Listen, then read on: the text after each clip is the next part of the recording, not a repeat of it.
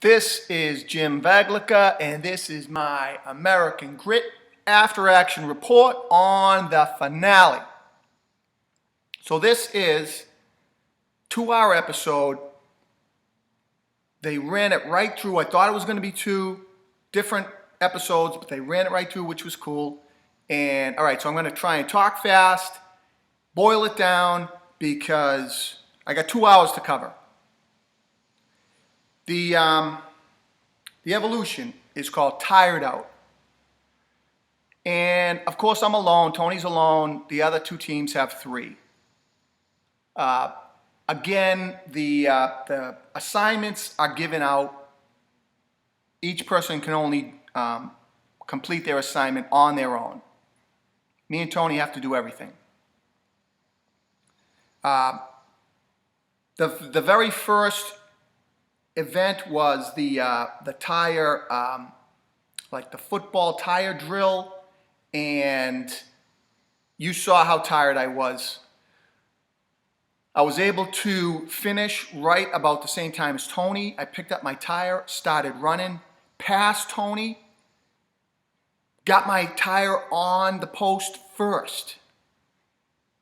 Had that been the entire event, I would have won. But there was 3 more tires to get. All right, I sprinted through that whole first event, burnt me out. I'm not one to pace myself too well, so I'm dead tired. I make it to the first puzzle, which is the tire on the 2x4 frame, and I figured it out, but I did it backwards, so I had to do the whole thing over again, and by then, I'm the last one to make it out of that stupid puzzle event, right behind Goldie. I was so pissed. Here I go. Next event is what? The mud pit. I'm the last one to get to the mud pit. The thing about this mud pit is it just clings to you. And for the rest of the event, you're carrying like 10 pounds of mud and water with you. So let me see. I go to the last event in that was the tire puzzle. And I was the last one to get in to that event also. Luckily, everyone's still working on the tire puzzle. I realize I'm still in it. If I can figure this out, I could win this event. It was so puzzling. It was beyond. I don't know how Tony did it. The guy's got an amazing analytical mind. When I saw that he figured it out, I was happy, man. You heard me. I said, "Go, Tony." And none of us figured it out. By the time Tony made it back, put his tire on, they said, "All right, you're done. Tony just won." So now I know I can't avoid the circus. Here I go, 3rd time. We're back at base camp. The next day, I forget, it might have been that day. The cadre brings in their friends, the people they served with, people that meant something to them in the military. And Nick brings in Paul, another Ranger. And we're just sitting in Nick's room around the coffin table, and I'm listening to their stories, and I'm just shaking my head. I'm just thinking, I can't believe these 2 guys are still alive and in one piece and sitting here telling me the stories. So that was cool. Let me see. So fast forward, you see us outside on the back deck, competitors, fire pit, and I'm talking about how I believe that Mario and David are going to circus with me. And I'm like, David doesn't want to go to circus. We know that. He's never been. And this is a competition, man. I'm gonna get in his head. Jim's back to playing mind games, psychological warfare, if you will. So the next morning, we're sitting at the kitchen table. I'm having my coffee, and there's David. All right, here's my chance. I start talking about the circus. I say that the lumberjack loosened up the anchors on that final cargo net, and the lumberjack unknowingly plays right into the game, and he's like, "Oh yeah, you guys better be careful." And I'm like, one of us is going to fall to our death. And I'm talking to David about the circus. I know he's uncomfortable about it, and that's exactly what I intended. So let me see. Sure enough, I'm correct. The three of us are going to circus. We're on stage. We just got chosen. And I say, there's 2 tickets left to the finals, and one of them is mine. That's me playing mind games. If one of them's mine, there's only 2, then those 2 other guys, they're thinking, I guess one of them isn't mine, and I'm not going to make it through. I want to plant that seed in their head.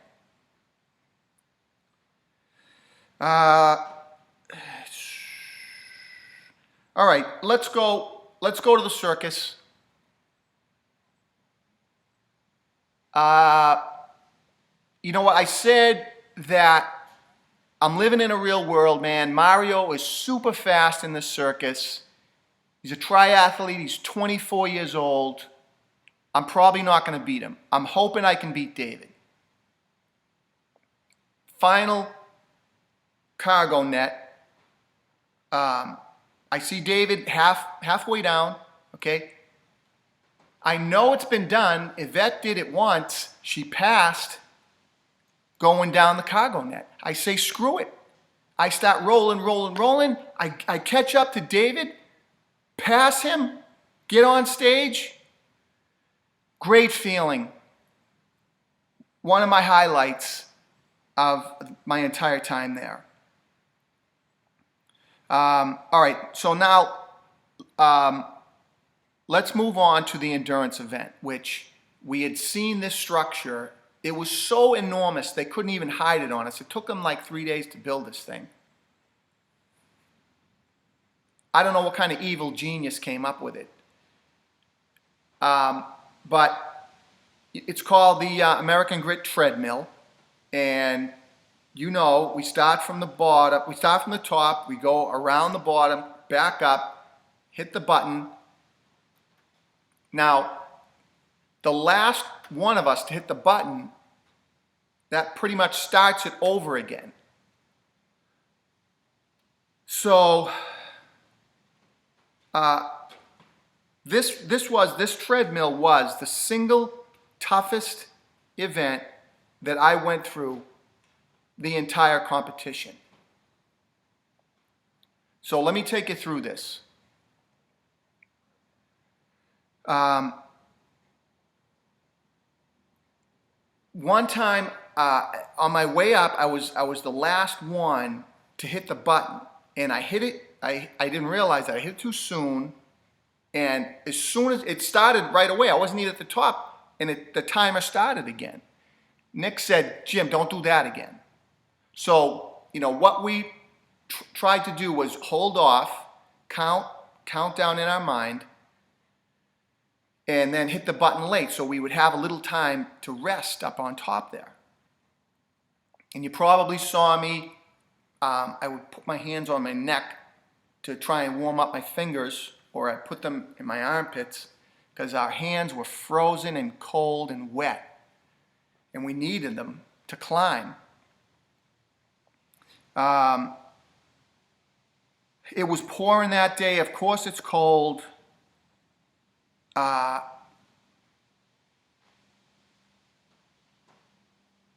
Sometimes I wasn't using my hands. Like on the way up, I would wrap my wrist around the wood so I wouldn't have to grip, try and save my hands. You know, around the maybe 50, 60, 70 revolutions, I started to really need to dig deep and start to play mind games with myself to keep me motivated, to keep my mind off what we were doing, because it was just agony. We'd been at it for over an hour straight. And the hardest part for me was the transition from the bottom coming up again to the first rung.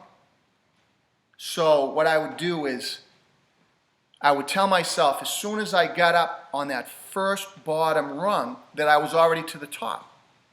I would say, "You're up the top, Jim," even though I was still down the bottom. I'd get up to the top and then I would say, "All right, do this.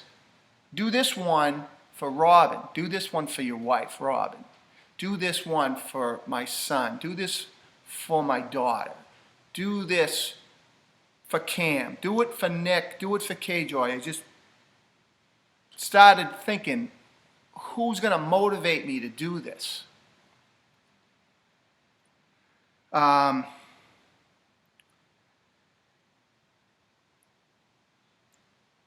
Whenever Cena said, "Stop," none of us knew why, okay? You know, I mean, these shows are edited, all right? So when he told us to stop, he didn't say anything. And first thing that I thought of was that I forgot to hit the button. And I said, "Nick, did I hit the button?" And they were standing down there for almost 2 hours in the freezing cold. You know, they couldn't concentrate either. So he couldn't tell me what happened. None of us knew. The last thing I thought of was that Mario forgot to hit the button. It never even dawned on me. I didn't know what was going on. So what they had to do was they wanted to make sure.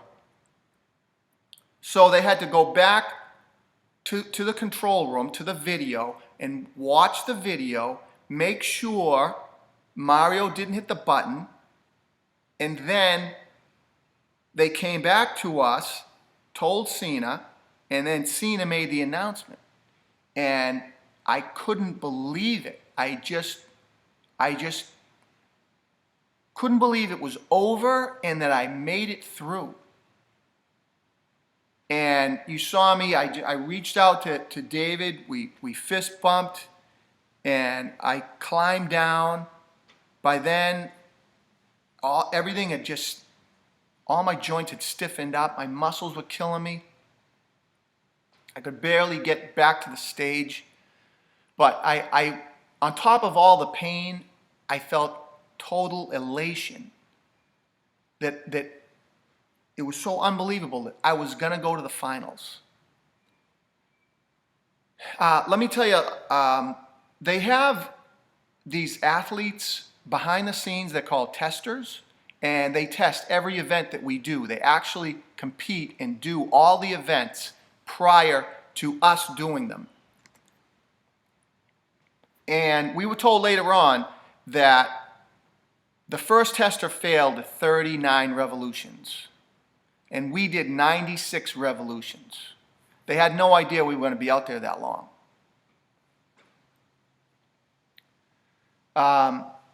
Also in the back of my mind, going into the 9th episode, and my life was on the line, this is something that no one knew.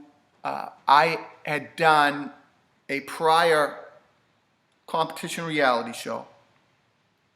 Mark Burnett produced Expedition Impossible, and my team was eliminated in the 9th episode. So I'm thinking, this is Jim's curse of the 9th episode, and I'm going to be done. Turns out, there is no curse of the 9th episode. Anyway, all right, let's move on. We got a lot to cover still. Let me just say, prior to Mario having to ring out, I grabbed him, shook his hand. I said, bro, you don't deserve to go out like this. You're such an incredible athlete. I thought for sure I was going to have to face you in the final circus. I didn't want to do that. But, hey, that's the way things happen on American Grid, right? Let's move on to the final evolution, which is the cable crossing. And so my mindset going into that event was I was furious. One of the cast pissed me off really bad. So my mindset was I was going to take out all my aggression on that cable. And that's what was going to propel me across and win the event. You saw I missed it by 4 seconds. What am I going to do? So here I am. I'm going into the final circus. I don't remember a hell of a lot about it. I know that all the cast is back. We all said our hellos to each other. Of course, you saw my meeting with my wife, and that was heart-wrenching. She was up there. So now that's, the added pressure to perform in front of my wife, in front of the entire cast. I'm completely beat up from that treadmill. I've never felt such delayed onset muscle soreness. I could barely walk. Both my legs were just complete junk and agony, pain. My grip was gone. All right, so my memories of the final circus.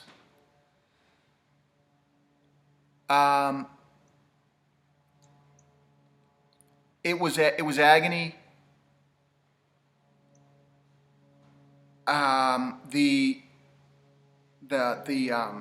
Giant's ladder really sucked more than ever. We had that added mud pit with the barbed wire over it, and you probably saw some of us. I had the idea also. Use your elbows in the mud. Don't put your hands in, because then your hands will be covered in mud, and then you need to hold on to that rope.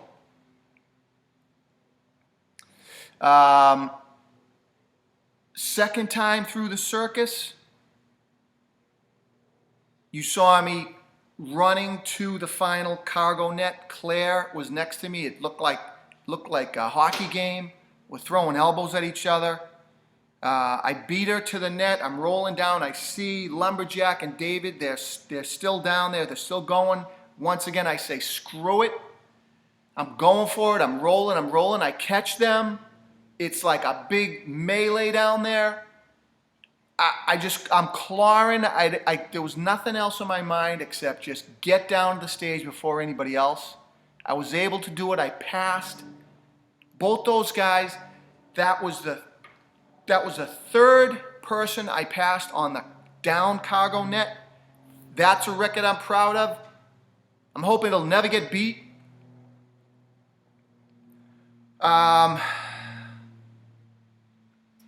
We're holding.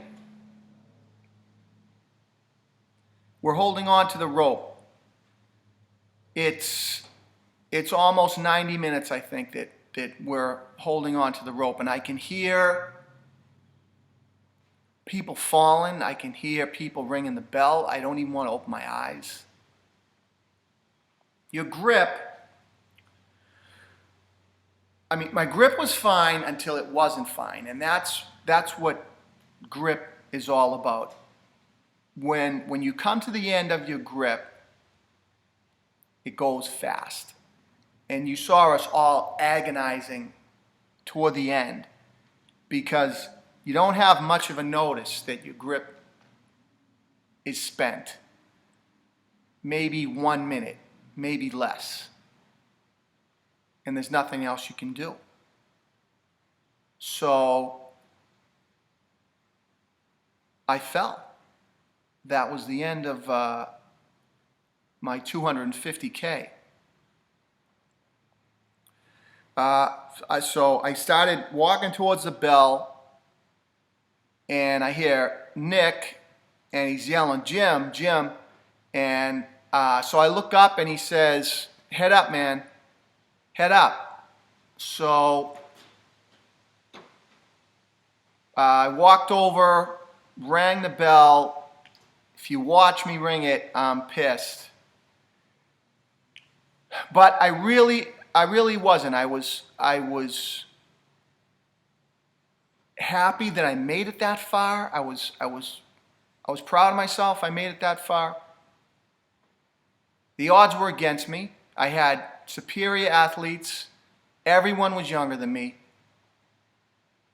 And I remember walking through the crew, and they were all congratulating me. And one guy said, "Hey man, I'm 50 years old and you inspire me." And I made it up to where everyone was on stage up top there. And, you know, everyone congratulated me again. My wife said she was proud of me.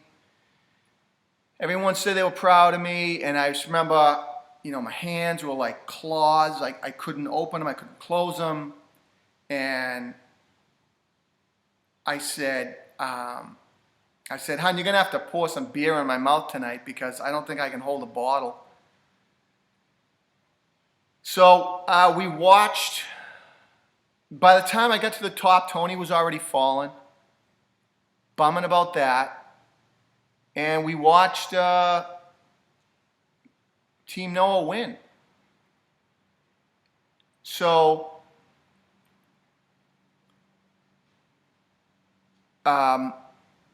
we were told base camp while we were at Circus was already getting torn down.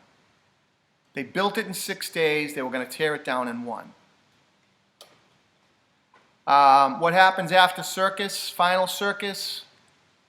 They throw us all in vans and drive us toward the airport. They put us up in a nice hotel right near the airport. We walked in covered in mud. It's pretty funny. I went up, I took a shower, changed. I met me and my wife. We met for dinner and drinks. Hayes, Cam, Goldie, and one of her daughters. And we just rapped about the show. And